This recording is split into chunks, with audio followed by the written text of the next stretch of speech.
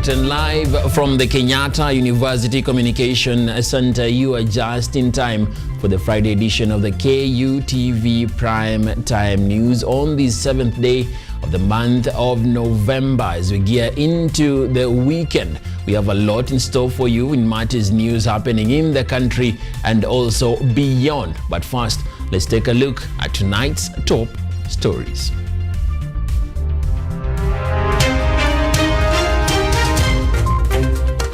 Kenyatta University Television marks proud milestone as it celebrates its 4th graduation of the apprenticeship program, nurturing young storytellers to transform Kenya's media landscape.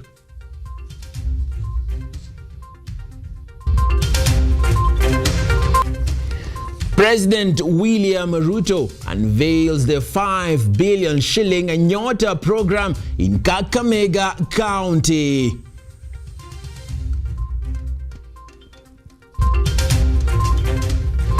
Health Cabinet Secretary Aden Duale directs hospitals to record every maternal and infant death as part of new accountability measures aimed at ending preventable deaths in Kenyan hospitals.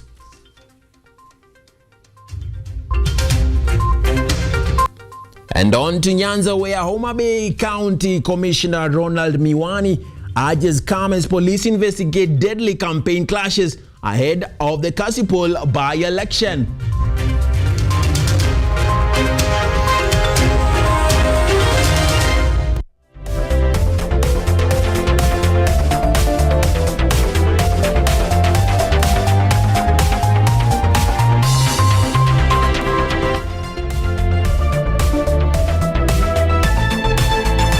Welcome to the broadcast. My name is Emmanuel Kutosi, and joining me in the sign language interpretation is Francis Okinyo. Of course, you can be able to share and join us on our social media handles at KUTV Kenya on Facebook, KUTV_Kenya on the X platform, and of course, KUTV News on the YouTube platform. Now, as Kenyatta University gears up for its 58th graduation ceremony themed Innovation in Education and Research for a Digital World, its very own Kenyatta University Television has celebrated a proud milestone, the 4th graduation of its apprenticeship program. The event honored a vibrant class of young storytellers trained in media production, now ready to light up newsrooms and studios across the country. It was a day of reflection, laughter, and inspiration. As Rose Kaguku reports, these budding media minds are poised to make waves in Kenya's creative industry. As preparations intensify for Kenyatta University's 58th graduation ceremony themed Innovation in Education and Research for a Digital World, KUTV held a ceremony to award certificates to its trainees under the Media Practical Training, a program fostering digital transformation and empowering journalists to shape the future of communication. For Carol, please. According to Kenyatta University's Director of Communications, Mashua Koinange, the training plays a vital role in enhancing journalist skills as the university provides an environment that enables students to tackle real newsroom challenges. Hii training inawasaidia kuwapatia skills ambazo watatumia wakienda huko nje. Kuna wengi ambao wanaweza fanya kosa ambao ni refu ya miaka mingi, miaka 2, miaka 3. Sisi tunafanya yote, tunaifupisha kwa mwezi mmoja. Na tunaangalia katika timu ya video editing, technical operations, news anchoring and gathering.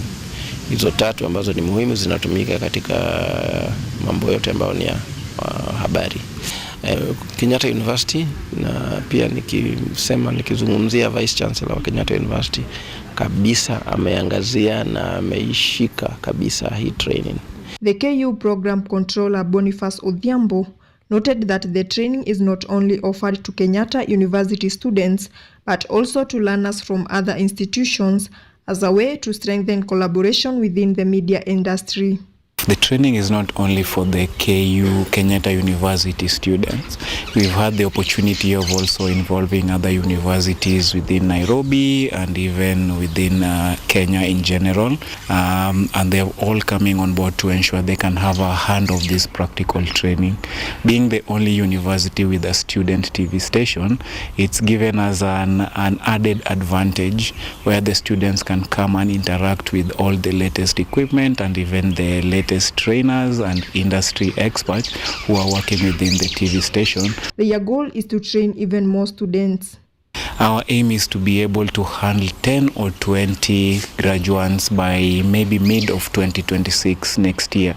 Ours is to call aboard on partners. We've had people like CTGN who we are working with closely, Life Ministry, and the overall Kenyatta University management. We are asking all of these partners to come on board to help us with the industry experts who can impact the students. John Mulua, one of the KUTV trainers, highlighted that the program has been instrumental in bridging the gap between theory and practice, enabling students to apply classroom knowledge in real-world settings. So the students, opposed to like the normal learning in class, where they use the theory approach. In this area, they are exposed to directly handling machines, doing the work themselves, meaning when they go to the real industry, this student will not be a normal student from class, be a student who has work-related experience and at the same time theory experience. Safina show host Albanas Mwanzia expressed gratitude to KUTV, saying that the program has greatly contributed to his professional growth in journalism. KUTV is a springboard of success, that I can tell you, because it has taken me places. I have traversed the world through KUTV. Because many people watch me, they say, Pastor, we watch you on Safina.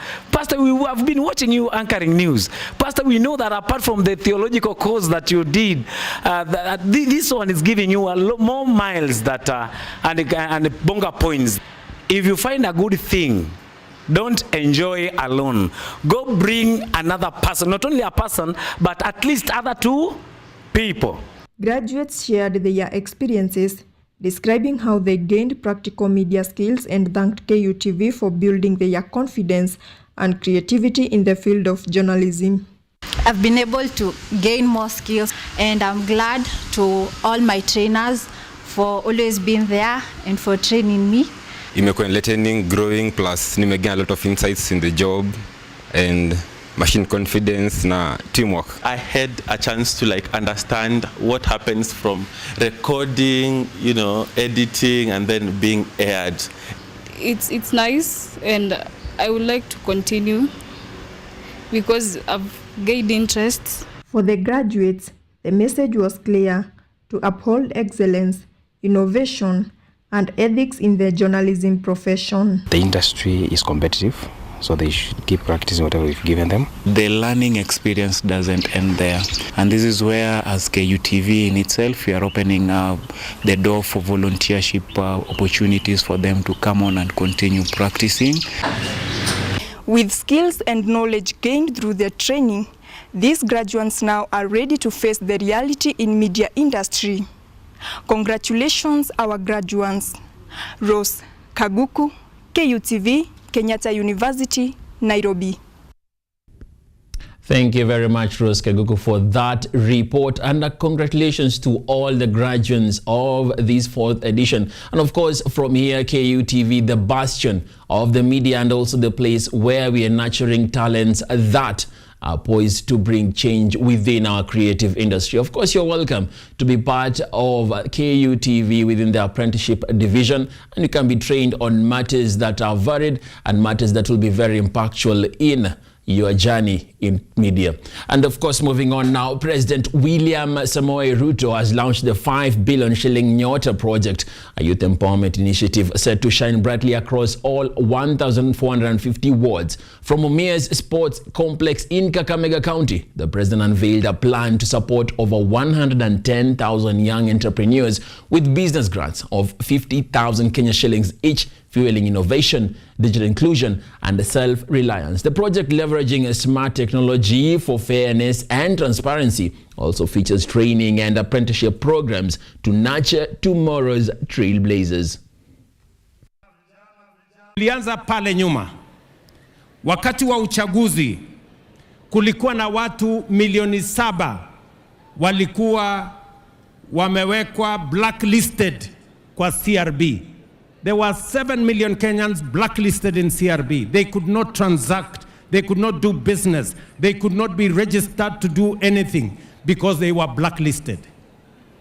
I did make a commitment that we are going to change the way Kenya does business, the way ordinary people are treated, and no ordinary person should be punished for them not being in a position to service their loans or their facilities. They should be given a chance.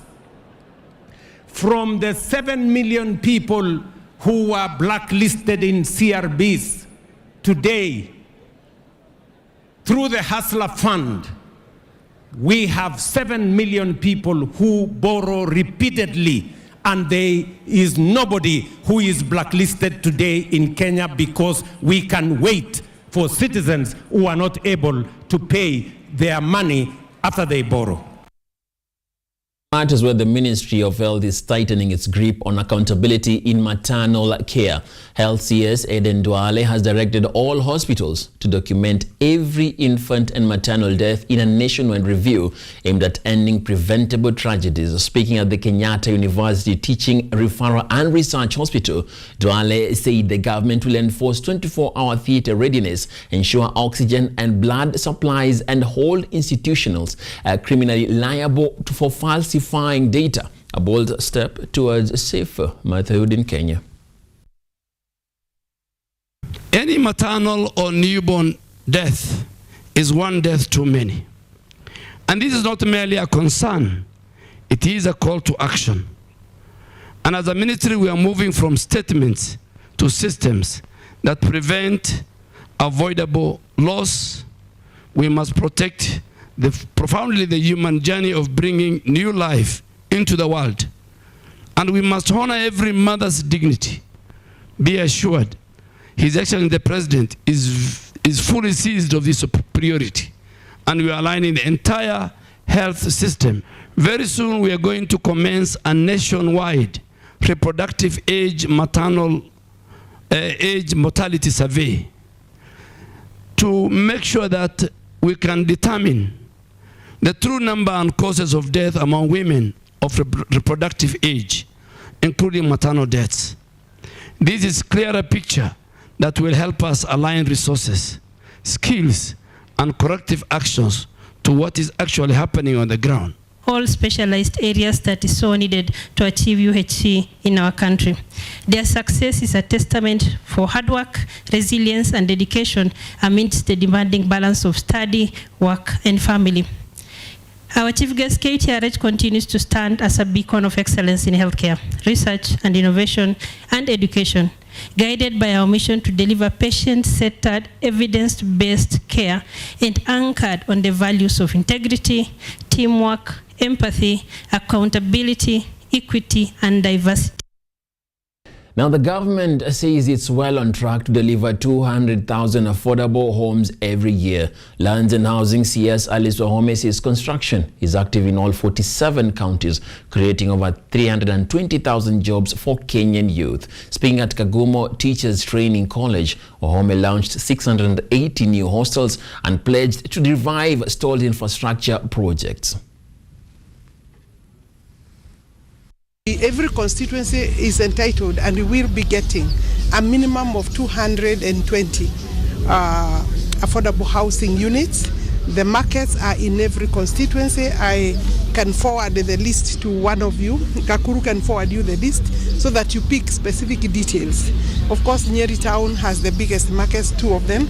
We are mopping out all the graduates in the technical field where the housing, you engineers, architects, landscape artisans in this area and therefore we do not expect actually to, and we will give them a training, in experience for about 12 months. We have the budget ready for that. We assure Kenyans that every shilling of the levy that we collect is being properly utilized.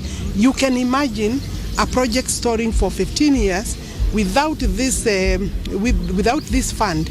It is not possible for the government to intervene, because also the training costs for tuition is also rising, so that capitation is becoming strained every day. So I'm happy that we can be able to partner with the Ministry of Education. Now, former President Uhuru Muigai Kenyatta is back in the political spotlight, this time leading a Jubilee Party grassroots meeting in Kenol, Murang'a County. Flanked by Jeremiah Kioni and Fred Matiang'i, Uhuru urged party officials to embrace respect and restraint in politics, warning that those who trade insults risk disciplinary action. He called for mature, tolerant discourse, lamenting the rise of online mudslinging and reminding Jubilee members that leadership begins with decorum.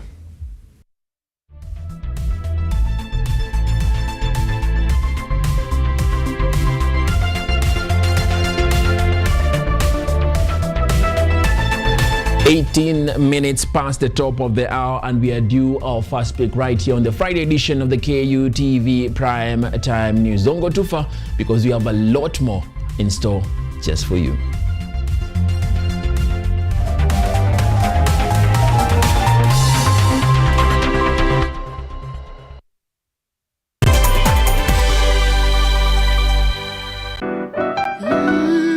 Miti miti, panda panda. Our planet's future is in our hands. However, there is a threat to the brightness of this tomorrow. On EarthCheck, we share the challenges, the solutions, and the hope. I would call this a very momentous day, a very critical day. Every episode, every story, every step we take creates a ripple. Join me, the environmentalist Emmanuel Kutosi, on KUTV every Wednesday at 8 p.m. and be part of EarthCheck. Welcome.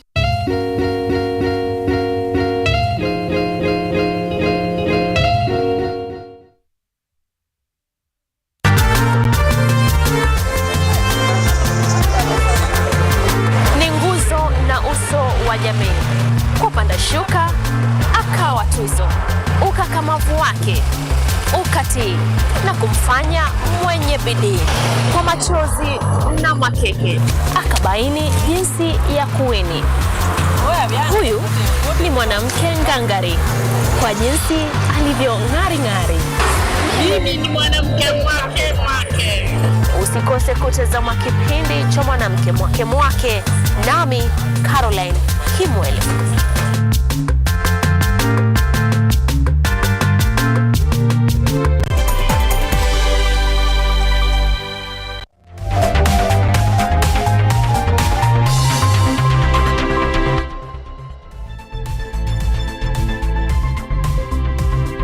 You are watching the Friday edition of the KUTV Prime Time News, where we bring you news with context and clarity. We head on to Homa Bay, where Homa Bay calm is being restored after clashes in Kasipul constituency that left 2 people dead. The County Commissioner, Ronald Muiwawi, has condemned the violence, urging candidates and supporters to honor IEBC campaign rules and remember that an election is not worth a life. ODM candidate Boyd Were and independent aspirant Philip Aroko have both echoed calls for peace as police continue investigations ahead of the 10th by-election. Politics is not a matter of life and death. That is what we have agreed. And we want peace to prevail, peace to reign in Homa Bay County. We don't want people to look at it like we expect problems to emerge. Let me condemn the acts of violence witnessed yesterday in Kasipul. It's so unfortunate. And I would like to pass sincere messages of condolences to the two families who lost their beloved ones. We came here today as leaders, as aspirants of in the Kasipul by-elections to discuss and forge ahead. Yeah, we agree that it's always important to embrace each other. So if it is Boyd, I will support him. If he beats me, I will support him. So I expect the same. This is the headquarters of Homa Bay. In politics, I don't hold anything against governor. Now, Kenya's busiest gateway, the port of Mombasa, is getting a major decongestion boost. The Kenya Ports Authority and Kenya Revenue Authority have rolled out a joint plan to speed up cargo clearance following a surge of ships diverted from Tanzania. The measures include storage charge waivers, 24-hour operations, and faster clearance at inland depots. Now, a timely move to keep Mombasa ahead as East Africa's maritime hub. Kenya Ports Authority and Kenya Revenue Authority, in recognition on their shared mandate to facilitate trade, ensure efficient cargo clearance, promote competitiveness of the Port of Mombasa and associated logistics corridors, today signed a joint communique to enhance port efficiency. The agreed areas of immediate collaborations and interventions are as follows. Agreed areas of immediate collaborations and interventions: transfer of long-stay containerized cargo. All long-stay containerized cargo at the port will be transferred to customs license peripheral facility. Now, the digital highway has rolled into Gishugu. Computers for All Schools Kenya, in partnership with Huawei, has launched the 10-day DigiTrack program at Gishugu Technical and Vocational College, part of Huawei's Tech for All initiative. The solar-powered mobile classrooms, complete with laptops, VR headsets, and internet access, is training youth on digital skills and online opportunities under the Ajira digital framework. Area MP Gisimu Githinje hailed the project as a game changer that brings the future to Kenya's grassroots. For the purposes of exposing our youth and any other person within the community who may not have had a chance to learn computer, so that they can be able to operate computers and access various platforms within the computer, including digital jobs. Because we are hearing there are so many jobs in the internet, and this might create just another opportunity for other youth also to access money through those online jobs. It's the first time they are learning in Kirinyaga, and they've started in Gishugu. I don't know where else they will go, but at least I'm happy they've considered us as a first point to come and train our students. Hapa leo tumepata opportunity ya kujifunza digital skills ambazo zitatusaidia kama digital marketing, venye unaweza tengeneza pesa online, kama mambo na survey. Joe anasema future works online. Kwa hivyo hapa kitu anatufunza ni venye unaweza ji-express aje kuhusu ukitumia online. DigiTrack will be empowering youth with digital skills, entrepreneurial skills, digital marketing, and online job opportunities, as well as online safety. All right, and a storm is brewing in Malindi, where a family is battling the Kilifi County government over claims of a plan to seize their 475-acre parcel for a modern stadium. The family of the late Mzee Charo Shutu insists the land is theirs and not the Bohora communities, as stated in a social media post by Governor Gideon Mungaro. Linda brings us up to speed with the details from the coast, where the clash over ownership is quickly turning into a test of power politics and property rights. A family in Malindi is protesting what they term as an attempted takeover of their 447-acre land by the Kilifi County government. The family of the late Mzee Charo Shutu accuses Governor Gideon Mungaro of planning to build a stadium on their property. Speaking at the disputed Gala land, Japheth Notisharo said a court had ruled in favor of his family against the Bohara community, questioning why Governor Mung'aro plans to buy the land from Bohara despite clear ownership documents proving it belongs to the Shutu family.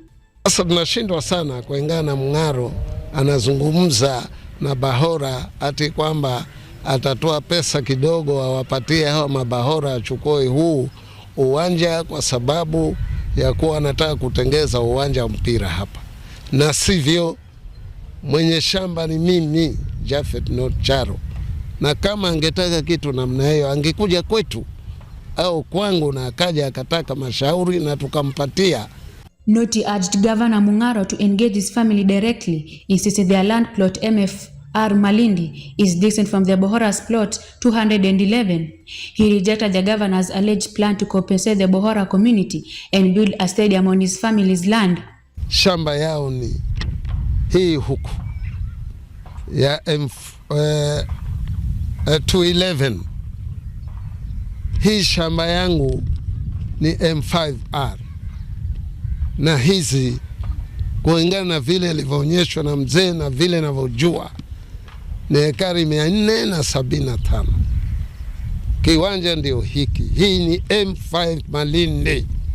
Kaya Elder Johnson Hinzano backed the Shutu family, affirming the disputed land belongs to Japheth Noti's late father, Mzee Sharu Shutu, citing pre-independence letters and official documents confirming his legal ownership and allocation of the parcel in Gala Malindi. Hapa ni kwake.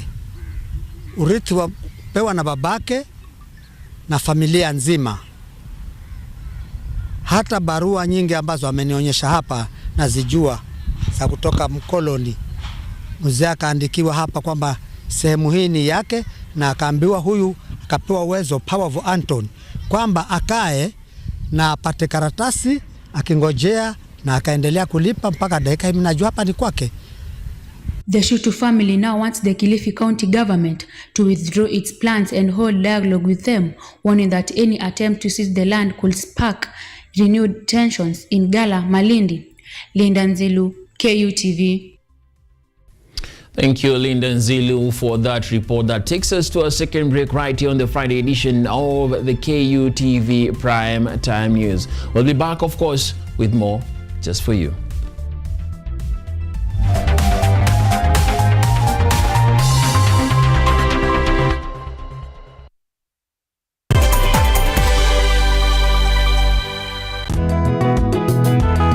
Msimu mpya, uso mpya, nguvu mpya, bila shaka na ari mpya, lakini dhamira ni ile ile: kuboresha kilimo kwa maisha bora.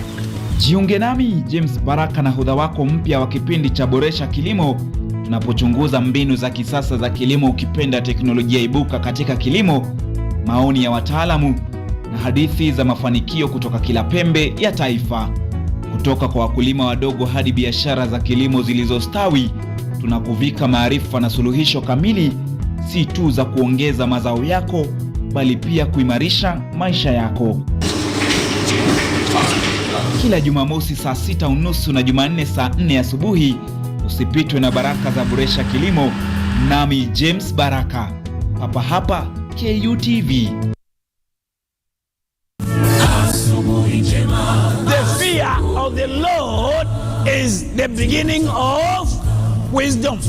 The Bible says, when he spoke, then he spoke a parable to them, that men always ought to pray and not lose heart. Christ says, I stand in the door and I knock. Whoever hears my voice and opens, I will dwell with him.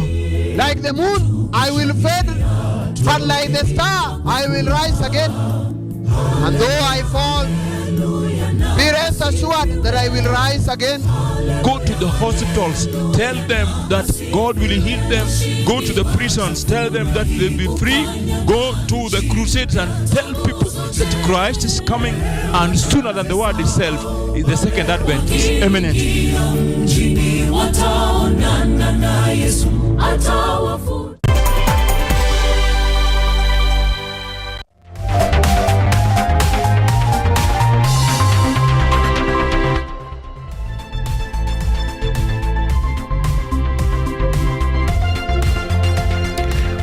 Welcome back. Now, relief is on the way for Kilifi and Mombasa residents hit by biting water shortages. Water CS Eric Muga led an emergency inspection of Baricho Waterworks, discovering that 3 boreholes had broken down. Repairs are expected to take 3 weeks, during which water rationing will be enforced. Now, the ministry is also clearing a 25 million power bill and a rolling out of 600 million shilling solar project to cut pumping costs. Governor Gideon Mung'aro urged leaders to keep off politics and out of the crisis to focus on getting solutions.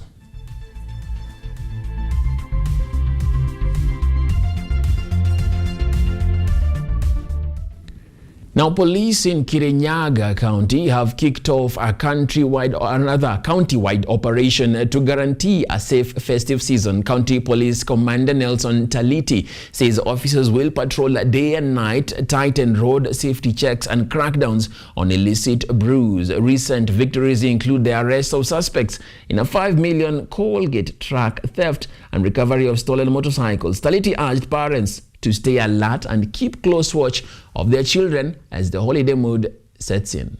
Maybe you can yetu watakuwa nje patrols wakabe area yetu, hakuna mahali tutakosa watu yetu ya patrol.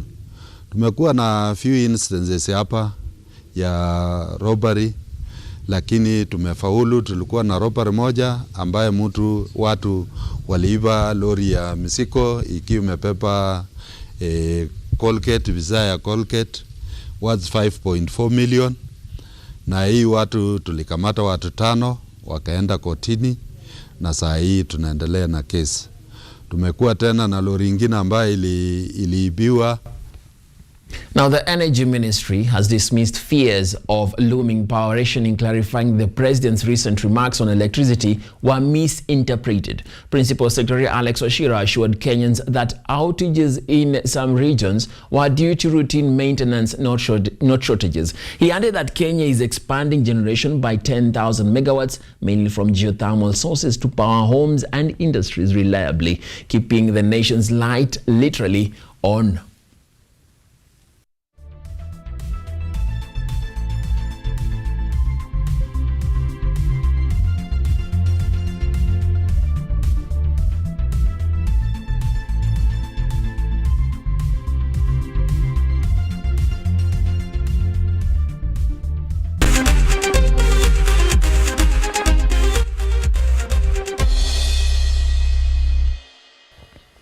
We gently touch down into the sporting arena where Kenya's Harambee Starlets are back and the road to AFCON 2026 in Morocco is officially open.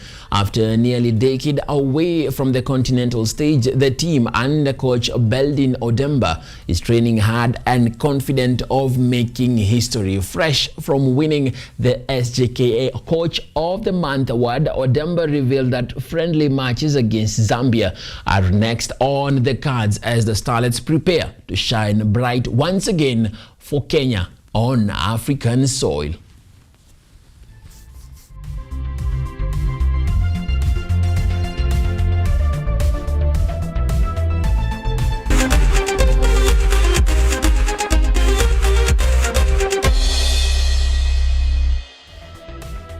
Five minutes past the top of the hour, and that's where we wrap it up, of course, for the Friday edition of the KUTV Prime Time News. From the whole team right here at KUTV, wishing you a good night and a pleasant one, of course. And of course, a bravo and congratulations to the whole team involved in the production of tonight's broadcast, led by my producer, Yvonne Kemua Monari. From me, Emmanuel Kutosi, and on the sign language interpretation, Francis Okinyi. It's a good night to you, sweet dreams, and stay safe.